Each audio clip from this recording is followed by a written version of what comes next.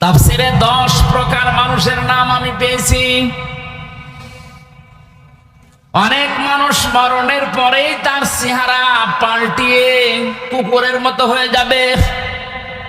আপনি যত সুন্দর করে কাফন দাফন দিয়ে উপরে ফুলের পাহাড় লাগিয়ে দেন, ভেতরে আল্লাহ তার আকৃতি কুকুর বানিয়ে দিয়েছে। কুকুরের চেহারা হবে কাদের? তাফসীরে আছে, মুফাসসিরিনে কেরাম জানিয়েছেন দুনিয়ায় কুকুরের স্বভাব কি। একটা কুকুরকে আপনি খাবার দেবেন, যা দিয়েছেন, ও যদি মরণ পর্যন্ত খায় তাও শেষ হবে না। পাশেরটা যদি কিছু দেন হামলা দেবে।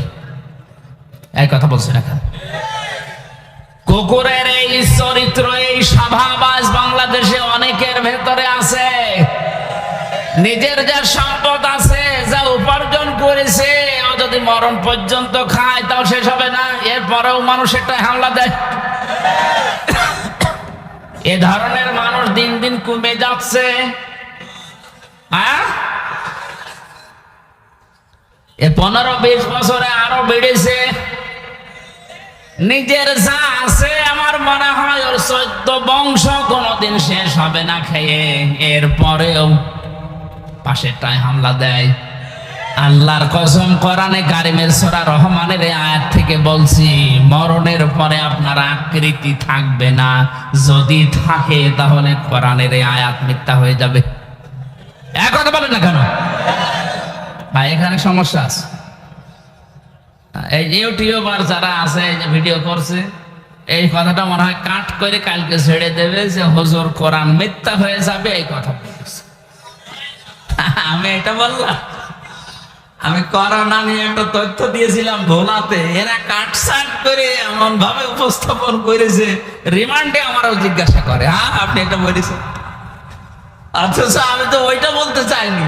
আগের কথা পরের কথা কেটে দিয়ে এখানে প্রসাব করিবে, না করিলে 50 টাকা দেবে। প্রসাব যদি নাও লাগে, টাকা বাঁচানোর জন্য প্রসাব করি না, শেষে ধরা খায়। আমার এই ধরা খাইয়েছি এরা। এই কাটসাট করে 2 মিনিট 2.5 মিনিট করে ছাড়ে, আর এইগুলো আমার রিমান্ডে জিজ্ঞাসা। অথচ ওই কথা তো আমার না। আপনি আগের কথা পরের কথা 1 ঘন্টা 1.5 ঘন্টা 2 ঘন্টা কথা বলি, এগুলো না দিয়ে মাঝখান থেকে 2.5 মিনিট দিয়ে দিলেন। ও আগে পরে কি আছে আমি তো জানি না। অন্তত এই 150-200 ক্যামেরা যারা এসেছেন, আপনাদের হাতে পায়ে ধরে বলছে এই ক্ষতি আর করেন না, আমি আবার হয়তো আপনাদের জন্য যাব, কারণ এরাই ঝামেলা কর। এটা আর করেন না ভাই। এই জন্য আমাদের আকৃতি যদি মরণের পরে কুকুরের মতো করতে না চাই, তাহলে মানুষের সম্পদে হামলা দেওয়া, অবৈধভাবে খাওয়া, এটা এই মুহূর্ত থেকেই বন্ধ করা লাগবে। কিছু মানুষের আকৃতি হবে সাপের মতো, সর্পের মতো। সাপের কাজ হচ্ছে একটা মানুষকে সবল দেয়, লোকটা মারা যায়। সাপের কোনো লাভ? এই জবাব দেন না কেন? অনেক মানুষ এখন এই দেশে তৈরি হচ্ছে, সকালবেলা থেকে ওঠার পরেই ওর ধান্দা থাকে কার ক্ষতি করব, অথচ নিজের কোনো লাভ হয় না। মাঝখান থেকে লোকটা 2 বছর জেল হয়ে যায়। আমার পেছনে যারা লেগে আমার এই 3 বছরে জেল খাটিয়েছে, তাদের কোনোই লাভ হয়নি। মাঝখান থেকে আমার 3টা বছর অন্ধকারে কেটল। আমার স্ত্রী সন্তান কষ্ট পেয়েছে, আমার বাবা মা কষ্ট পেয়েছে। তাদের কি হলো? তারা হ্যাঁ টাকা পয়সা কিছু পেয়েছে, ওইটা আমি নাই বললাম। তো তারা আর কি লাভ হলো? এই মানুষগুলো যদি আমার কাছে স্বীকার না করে, স্বীকার মানে তওবা করা, স্বীকার মানে কি? আমার কাছে মাফ চাওয়া, স্বীকার করা, তওবা করা, এটা যদি দুনিয়ার জীবদ্দশায় এটা না করে আমার এই 3টা বছর যারা নষ্ট করেছে ওইভাবেই মারা যায়, আল্লাহর কসম এদের আকৃতি কিয়ামতের দিন আমার এই ক্ষতি করার কারণে সাপের মতো হবে।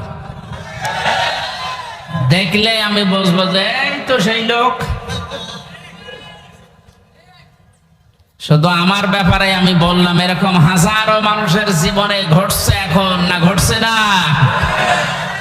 আকৃতি যদি ঠিক রাখতে চান, এই সুন্দর চেহারা আপনার থাকবে না। 3 নম্বরে কিছু মানুষের আকার হবে শকুরের মতো। কিসের মতো?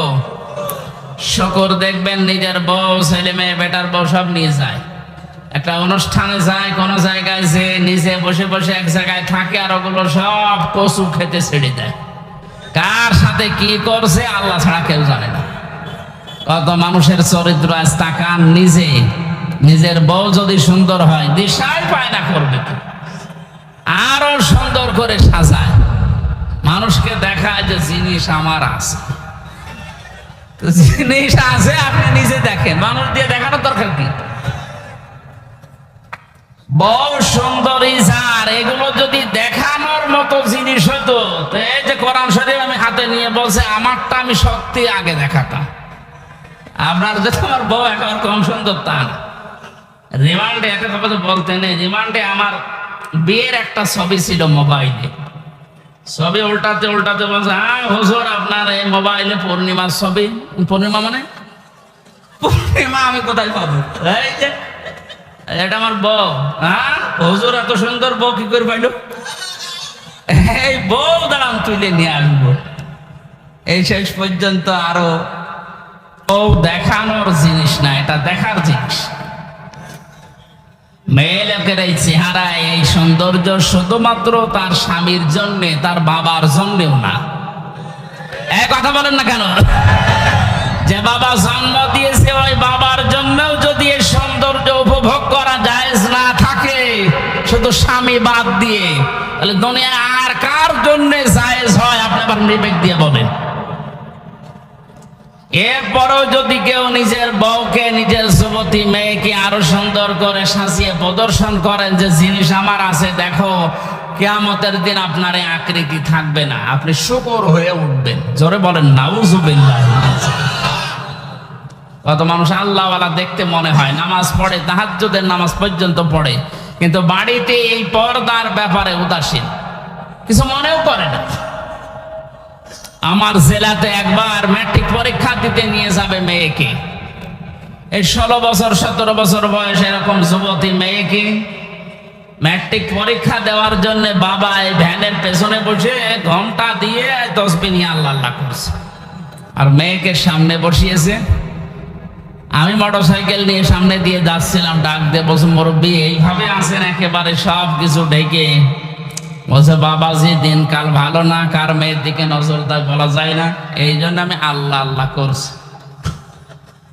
সামনে এটাকে আমার মেয়ে পরীক্ষা দিতে যাচ্ছে, তা আপনি সামনে ক্ষেপণাস্ত্র ফিট করে রেখেছি আর পড়ছেন সুবহানাল্লাহ আলহামদুলিল্লাহ আল্লাহ, এই কাজ হবে?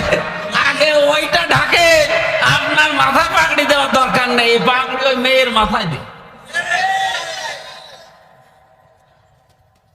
এই জন্য আকৃতি যদি শুকুরের মতো করতে কেউ না চান, এই মুহূর্তে নিজের বউকে, নিজের বোনকে, বেটার বউকে, নিজের মেয়েকে পর্দার ভেতরে নিয়ে আসে।